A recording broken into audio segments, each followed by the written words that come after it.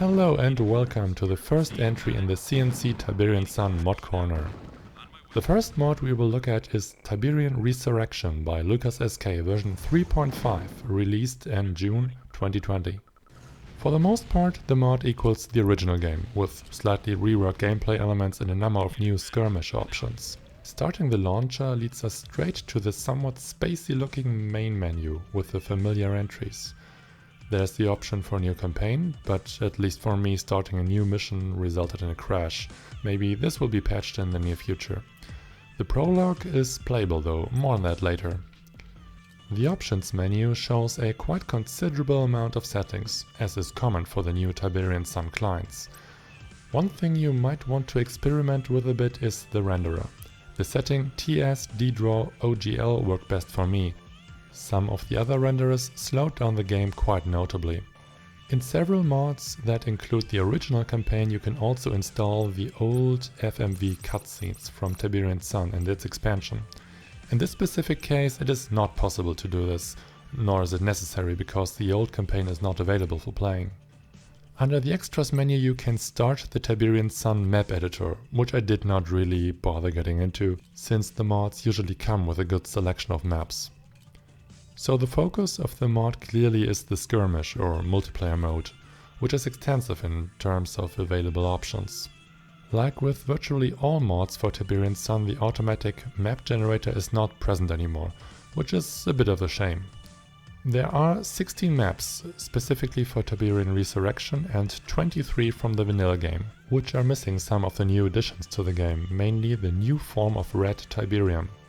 You can choose the starting location of yourself and the enemy AI players, as well as the faction of your opponents, which was not possible in the original game.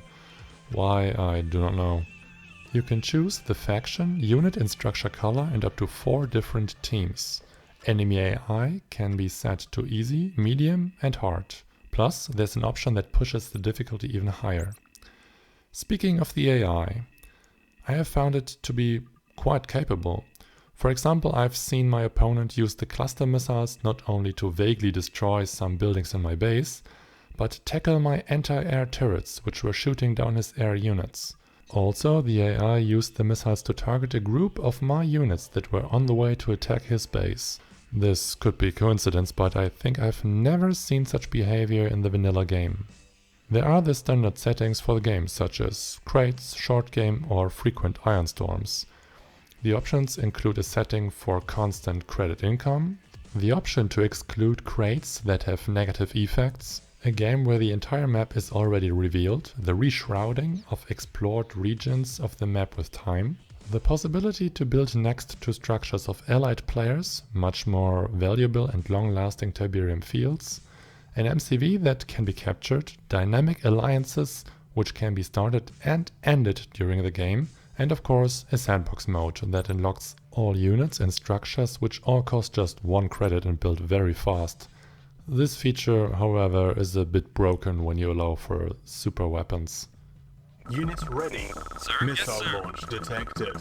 Units ready. Unit, yes, Missile sir. launch detected. Sir, Units orders ready. received. Missile launch detected. Infantry reporting. Infantry got Missile launch detected. Missile launch detected. Missile launch detected.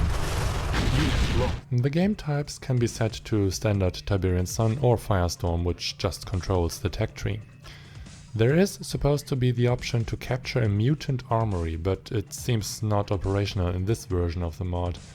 However, on some new maps there are mutant bases. If they are attacked, a large counterattack by the mutants can be triggered. Units ready.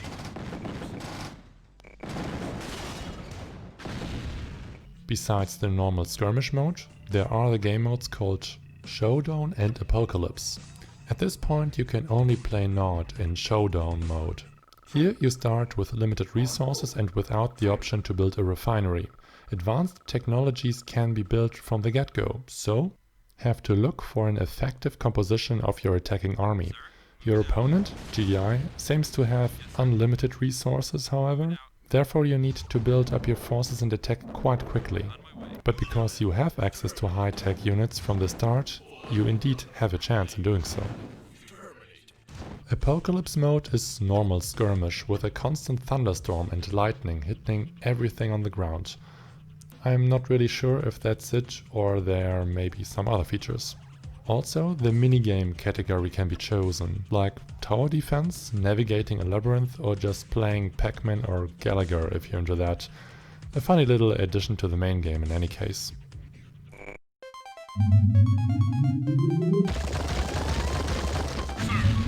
Units lost. On my way. Yes, sir. You got it. No problem. No problem. Moving out. Orders received. On my way. You got it. Yes, sir. Tiberium Resurrection stays relatively close to the original game. The changes and additions to overall core gameplay are small, but this is not necessarily a bad thing. It gives you what already was a great game and spices things up a little bit, be it by some of the new options, maps, the specific unit characteristics or the altered tech tree. Speaking of which, the GDI build order is mostly the same, with the exception of, for example, the engineer, who can only be built after the radio station is constructed.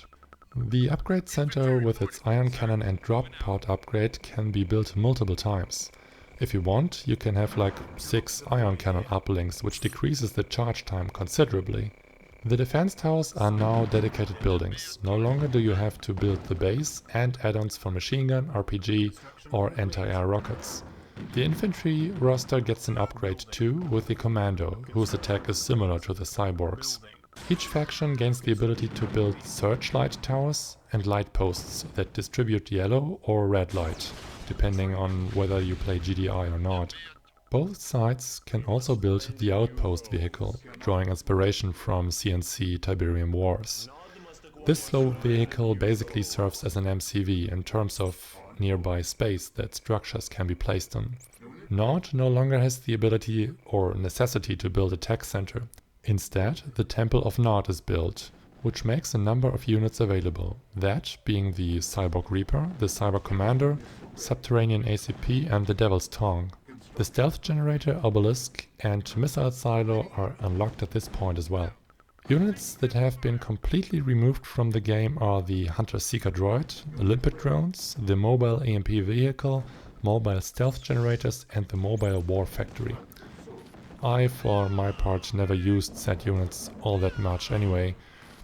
As far as I was able to gather, only the Cyborg Reaper uses a different attack now. It still is armed with a net thrower, but the previous rocket launcher has been exchanged for lasers. The Wolverine still has its machine guns, but can now fire on air units, giving GDI a much appreciated boost in their anti-air capabilities. One of the more prevalent additions to the game is the previously mentioned red Tiberium, which can be harvested for greatly increased cash influx.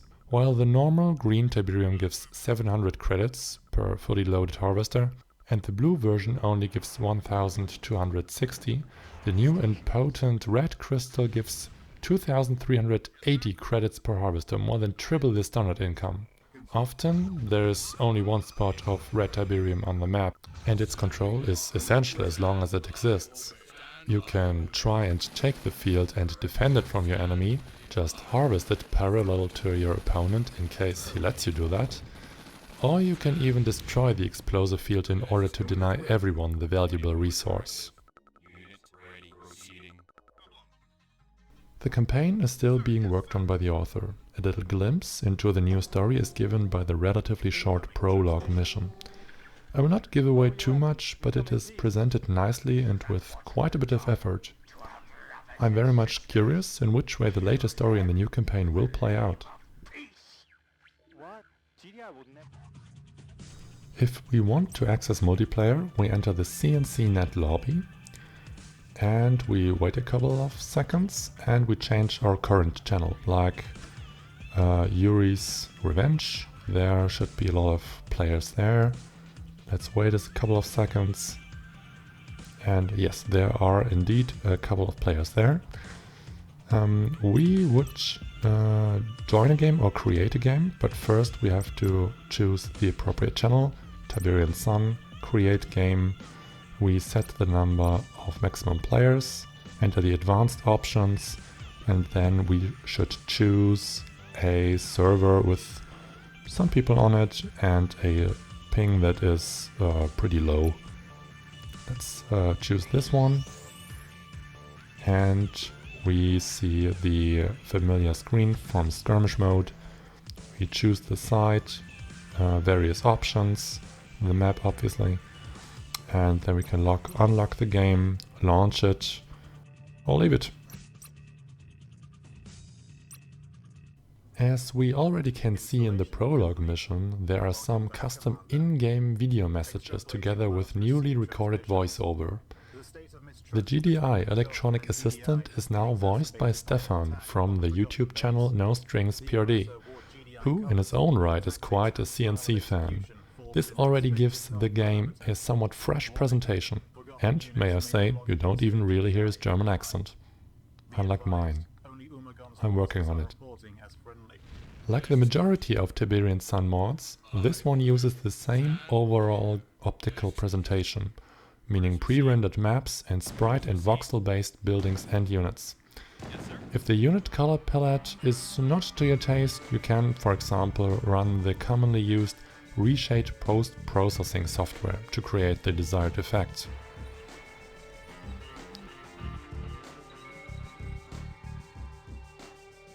The soundtrack comprises 34 tracks, including many classics, as well as 6 remixes of old versions. 8 entirely new pieces have been added to the roster. Let's have a listen.